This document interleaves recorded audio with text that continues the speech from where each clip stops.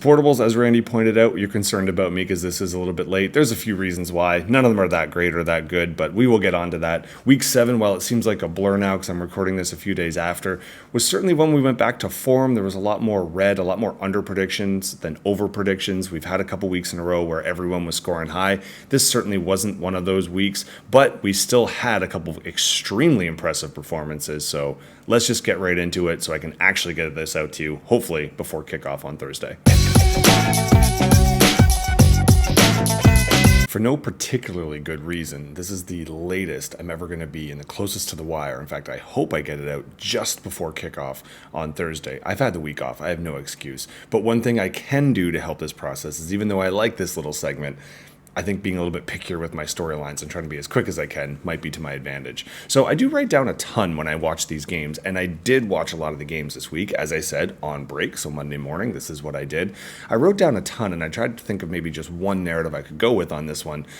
I didn't really know where to go. I was going to go Tom Brady because I actually listened to that game, and to hear him kind of speak. I don't know if anyone's heard the podcast that you can get through AI when you just put in stuff and they've put in like a dialogue that AI generates. But that's kind of Tom Brady as he's reporting. It's very weird, and the words don't always make sense. He's lived his entire life in football, and he says red area and not red zone, which is like kind of a term in football. I thought he would know. He also then they did the Mahomes and Brady back and forth interview that, like, that's edited to make it look good, and it looked like two people that just didn't know how to talk to each other. It's like, remember that time when I said that thing? And they're like, yeah. But instead of Brady, maybe I'll wait till a little bit later. I feel like that one might pop up, especially since he's now, essentially involved with a football team. That means he can't actually do the job that he's getting paid a record amount of money to do. So I guess good on you there. I was going to go to maybe like a positive story. Josh Jacobs caught his 211th pass, which is the most number of passes without a touchdown. But obviously, if I'm talking about this, number 211 was for a touchdown, so positive story. But there's not much more to say there. I could go more about the Chiefs, but I kind of feel like they're going to come up later. They're still undefeated. Instead, I'm going to kick an old tire and go maybe in the fan reaction. We had a very, maybe I think, appropriate fan reaction, and then questionable fan reaction this week. The questionable is if you know much about Saquon Barkley. He did turn down some guaranteed money from the Giants, but it wasn't a great contract offer. And he went with the Eagles instead. And this was his FU game to go back into New York. And he just crushes them. Now, he got booed, and that's not exactly surprising, but it is odd. I mean, all evidence to suggest he was a pretty good guy. I mean, he could have set his personal record. He was 13, I think, yards shy, and there's a pretty viral clip now going with the coach saying, do you want to stay in and get your 13 yards? I was going to put other people in because we're kicking the living snot out of the Giants. And he actually said, yeah, let the younger guys eat. Let them get in there. I don't need my personal best. I've already kind of proven my point. And this is to a team that kind of lowballed him, and or I guess depending on injuries, maybe you thought appropriate, but, great that you boo the player, but remember, I know people in my dad's generation especially, it's like these players making so much money. And yeah, they are, but they only have a couple years to do it. Running backs only last 2.5 years on average. Now, Barkley's lasted longer than that, obviously, but this is the money he has to make for most of the rest of his life. He is a little bit more famous, so maybe he gets that TV deal after, but they have such a short window. I don't blame them for trying to get as much as they can. Why not boo the billionaire owner who's done really nothing recently to help their team out, signing a quarterback that may be kind of questionable? I know they drafted him and they got stubborn. I think a very common denominator, especially even in the next story, that rich people don't like to admit that they might have made a bad decision, so they just double down on it. So they re-signed Daniel Jones, who really only had kind of one stretch that they could really benefit off of recently, and they doubled down on him. They've kind of mismanagement, and I mean, it's not like they're like synonymous. I mean, the Mara family, and if you're thinking Kate Mara, actress, and Mara Rooney, that's their family. They have the Steelers and the Giants ownership in their background. I mean, Mara bought it in 1925 for $500, and then gave it to his kids when the stock market crashed because they didn't want it as like a tax deficit.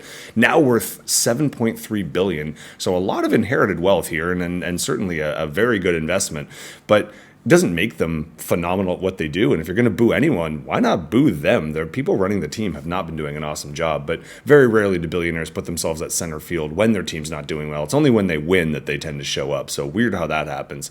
But I thought that was an odd fan reaction versus Maybe a more appropriate one. I know it's really hard, and I've kicked this tire so many times with Cleveland. Sorry, it is my team, but it also is a very interesting story. One I don't really want to talk too much about, but if you saw the injury, I mean, here in Thailand, I'm starting to dream of like snakes. I have like kind of a weird, I don't want to see them around, and I know I'm going to because I know they're around here. I went most of my Kenyan life not having to bump into too many of them, but it kind of gives me the ick factor. And I say that in the same way as whenever I see someone step back aggressively, I think I'm just getting to that age where I'm worried this is going to happen to me. But as soon as you don't need to hear the pop, you see the pop and the calf shoot into the sock. You know exactly what happened. Just the Achilles of it is a little bit frightening. But it happens to a guy that not only is playing terribly, but obviously morally is not the easiest to support. And I think the weird thing is the fans are getting beef for their reaction. And I get it if you're a player and a teammate and you know the guy, I guess, but that is just the worst person to defend. And yet you go on record, some of his teammates throwing out comments like he's actually a good guy most of the time. You're like, yeah, but when he wasn't, it was pretty illegal and pretty indefensible. I mean, put it this way, if you know anything about the history of these players, the fact that Jameis Winston's coming in and he is the best moral decision at quarterback is shocking if you remember anything that happened in FSU. So I don't really know if we can judge the fans for their reaction on that one. Cleveland isn't known for being the most intelligent fan base in the world, and I say that as among them, and have sat in the crowd. And yeah, the comments aren't always the greatest. But in this particular case, I don't think we can be too mad at the fans. Maybe it's just people get tired of cheering for someone or being forced to try and make that decision. Can I cheer for a jersey and a piece of laundry without cheering for the person wearing it? Again, this is supposed to be fun, and that wasn't super fun. So, round 2, let's see how the Browns do in that case, but I'll find something else to talk about next week. Anyway, hopefully that was short enough that I can get this finished in time. Now let's get on to our scores. At this point, it's just getting a formality out of the way pretty much. Not only are they 7-0, but they're now still, I mean, they're often in our top couple scoring. Only a few weeks have they ever really left themselves being truly vulnerable. Obviously, this week they're getting their number 1 overall score at 178. Nothing to sneeze at. Now, granted, our defending champs didn't put up quite the fight I think they were hoping for. On their side, the Deebo Samuel injury obviously didn't help. The massive underperformance at running back, and although they double tight ended it, Bowers was the tight end 5, but Kelsey obviously nowhere in the mix. Good showing from both defense and kicker, which normally really helps you out, but not when you have those kind of scores at some of your premier positions. So unfortunately, they couldn't do much there. Even on the bench, didn't make too many bad mistakes, although White was the running back 5. That wouldn't have saved them. It just would have helped them maybe get to their predicteds. On the other side, Juliet and Lara, once again, we got our quarterback 1 in Lamar, turning out to be a phenomenal first-round pick. Running back 4 in Mixon, also kind of a league stealer right now. He's one of the league leading running backs, and he was someone that everybody had available for several rounds, and they passed on. Connor's still doing quite well. Their kicker was the kicker 3, St. Brown, wide receiver 2, so points are coming all across the board. And even though their defense was not a top 5, getting 12 points for your defense is nothing to sneeze at. They made all the right calls. They did have some issues still with buys and injuries, but obviously, they're doing quite fine. Is anyone at this stage going to be able to take them down, or are they just going to qualify for the playoffs in the next couple weeks and then just see what happens? Only time will tell. In another strong showing for Jackie, she also proved why Yahoo predicteds are not meant to be trusted. Raph and James, you kind of underperformed. Jackie obviously overperformed, and there we have kind of our situation. Now, in terms of Raph and James, you're only kind of shining light. You did have the defense 4, but other than that, you had just had people that went under. I mean, Walker did just well or fine for you, and some weeks that's going to be a top 5 performance, just not in this one. Your quarterback's underperformed. Let's say CJ Stroud was probably your leading kind of massive underperformer, although I have Neighbors as someone who definitely was someone I thought was going to have a massive week against Philadelphia, and the game script was in his kind of, them being down by so much, you think they would have been more pass heavy. Unfortunately, it wasn't going to happen. And if you look at your bench, your only real kind of choice there was obviously Williams could have come out and helped you out, but would not have been enough because you were down by way too much at this point. Jackie, you had the defensive pickup of the week. You didn't play your San Fran defense against Kansas City, and the defense you picked up was the defense 3 overall. Andrews is finally churning out to work out for you. His injury maybe is getting better and better. Caught a couple touchdowns. He was our tight end 3 on the week. Your quarterback, Baker Mayfield, another pickup, quarterback 2. So overall, I think, and obviously your running backs, just steady performances. They didn't crack the top 5, but if anyone can get almost 40 points from your 2 running backs, I think we'd all take that. Tyreek Hill's still massively underperforming, but let's see how he does with Tua back in the mix, and you got to love having A.J. Brown back in your lineup. So well done. It was definitely a very pivotal performance, as we can see here when we get to the standings. This is one that shifted things playoff-wise just a little bit, so well done, Jackie. Another one in the win column. After maybe a rockier start, we've got Cerberus and the multiple heads here starting to pull away a little bit and go on a bit of a run. They're definitely getting over. They had some rough luck, as we'll see later on when we look at the schedule in terms of number of points scored against them. Now they're starting to get the other end of the coin. Pamela, just things aren't going right after last season coming out of the gate so strongly. You haven't really turned things around quite yet. It's not over for you, and you definitely have some talent, so I wouldn't throw it away right away, but certainly you're going to have to make some moves here. You did have the RB2 in Barkley. I mentioned him in my intro, but wasn't enough. Even Pickens having a great day. Maybe he will benefit from having the change in quarterback. Wilson was the quarterback 3, and he's the one now throwing him the ball. So that worked out quite well for you. But just too many underperformances, especially at running back or key positions, and still battling, obviously, with some of your injuries. Cerberus, you had the quarterback 4, so well done there. Hall actually was not in our top 5, but you got to love that production. Much better than he did the week before. As I mentioned, Jacobs having the first touchdown or receiving touchdown in his career certainly helped you out. And Dicker the kicker was our kicker number 1. So not only was it the best name, but also the best performance. And you certainly benefited from your opponent taking a defense that did not do so well. Although I was a little bit surprised. I thought the Chargers defense was a solid pickup for you. They didn't really work out, but you didn't need them. 142 is going to win you most weeks, almost 20 over your predicted. So the run continues, and as you can see, you've cracked the top 6. I'm jumping the next score for an obvious reason because they're against, a team that did not produce. But 4th and Conquer, still making a run here. Now you've jumped up to number 2 in the league. This was actually our closest matchup, and this was a Monday night issue here. We did have Kelsey was leading going into Monday night, had a 55% chance of winning because about an 18-point lead. But unfortunately for her, the other team had Henry. Now, if anyone was actually watching that game, in the first about 2.5 to almost 3 quarters, Henry was not producing, and actually the announcers said the words, Henry has been very limited so far, and then immediately broke out for a 50-yard rush. He had a couple of massive rushes, and that really did save him there. And then obviously the receiving touchdown did prove to be well more than enough to push this one over. So both of you were dancing around your predicteds, but another example of why predicteds are full of crap.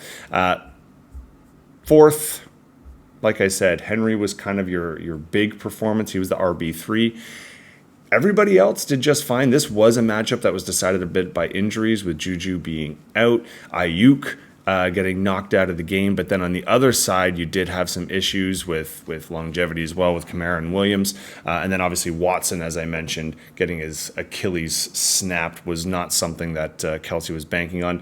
Although the one shining light, I'd say he had 2 shining lights. Allen has obviously been a great pickup, and he was quarterback 5, not great pickup, great draft. I think he was your first round pick. QB 5 and Gibbs was our running back 1 on the week with a great performance and a couple of touchdowns. So not all bad news, just, and sorry, I should also mention that Njoku on your bench would have been a good tight end pickup. He was the tight end 2 and the best tight end that anyone actually had on their roster. And if you take a look and do the math, I'll leave that one up to you. That might have been a pick that could have saved the week. Unfortunately, though, for you, it did not save the week. We have our number 2 seed overall in our 4th and Conquer. Kelsey, though, as you're going to see in the standings, not quite out yet. In fact, right in the mix and right where you want to be, as long as you can turn it around next week.